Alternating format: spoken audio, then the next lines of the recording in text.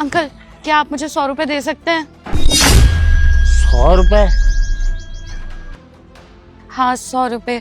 वो क्या है ना, मेरे पति की बहुत इंपॉर्टेंट मीटिंग है और मुझे उनके पास फाइल पहुंचानी है। मेरी गाड़ी खराब हो गई है और वॉलेट भी घर भूल के आ गई, फोन भी स्विच ऑफ हो गया। इसलिए बोल रही हूँ अंकल जी, आप 100 रुपए दे दो। अगर मैं अपने पति के पास नहीं पहुंची, हमारा लाखों का नुकसान हो जाएगा। अगर आप मेरी मदद कर देंगे तो कम से कम मैं 10 मिनट में उनके ऑफिस पहुंच जाऊंगी रिक्शा पकड़ के। अरे क्या कर रही है, यहाँ मजदूरों से पैसे मांग रही है। मैं तो आपको जानता तक नहीं, तो फिर मैं आपको पैसे कैसे दे सकता? देखिए, मैं आपके आगे हाथ जोड़ती हूँ। मैं इस समय बहुत मुसीबत में हूँ, इसलिए आपके पास आई हूँ। अगर इस समय आप मेरी मदद नहीं करेंगे तो कौन करेगा? मेरा लाखों का नुकसान होने से बचा लीजिए अंकल, प्लीज। अरे नहीं नहीं नहीं, आप हाथ मत जोड़िए। लीजिए, मैं आपको पैसे देता हूँ। ये लीजिए 100 रुपए और आप अपना काम चलाइए। अंकल, आप ना परेशान मत होना। अभी तो मैं जा रही हूँ, पर जैसे ही मैं आऊंगी वापस, मैं आपके पैसे आपको लौटा दूंगी। नहीं नहीं, कोई बात नहीं, आप ले जाइए, आप अपना काम चलाइए। अरे अंकल, ऐसे कैसे लौटाने की जरूरत नहीं है। जिस समय मुझे सबसे ज्यादा मदद की जरूरत थी, आपने की। तो बस आपके पैसे मैं जरूर लौटाऊंगी। मैं अभी आती हूँ, आप मेरा यही इंतजार करना। ठीक है मैडम जी, जैसा आपको अच्छा लगे।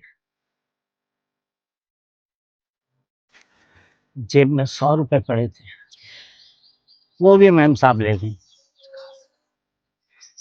मैं खाने का इंतजाम भी कैसे कर पाऊंगा, मुझे कुछ पता नहीं।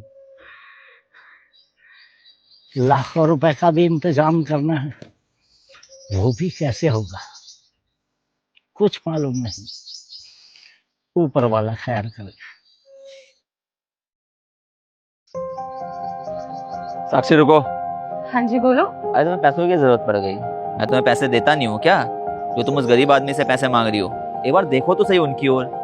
बूढ़े आदमी है, मुश्किल से 100-200 रुपए कमाते नहीं होंगे, और ऊपर से वो पैसे भी तुम उनसे मांग रही हो। नहीं जी, आप गलत समझ रहे हैं। मैं उनसे पैसे लेके नहीं आई हूँ, मैं तो उल्टा उनकी मदद करना चाहती हूँ। अरे कैसी मदद है, हमने तो आज तक यही सुना था कि जो इंसान मदद करता हो पैसे देता है, लेकिन तुम तो उल्टा पैसे ले रही हो। ज्यादा ड्रामेबाजी करने की जरूरत नहीं है, साफ साफ बताओ बात क्या है। मैंने अपनी आंखों से देखा है भी, पैसे मांगे हैं तुमने उससे।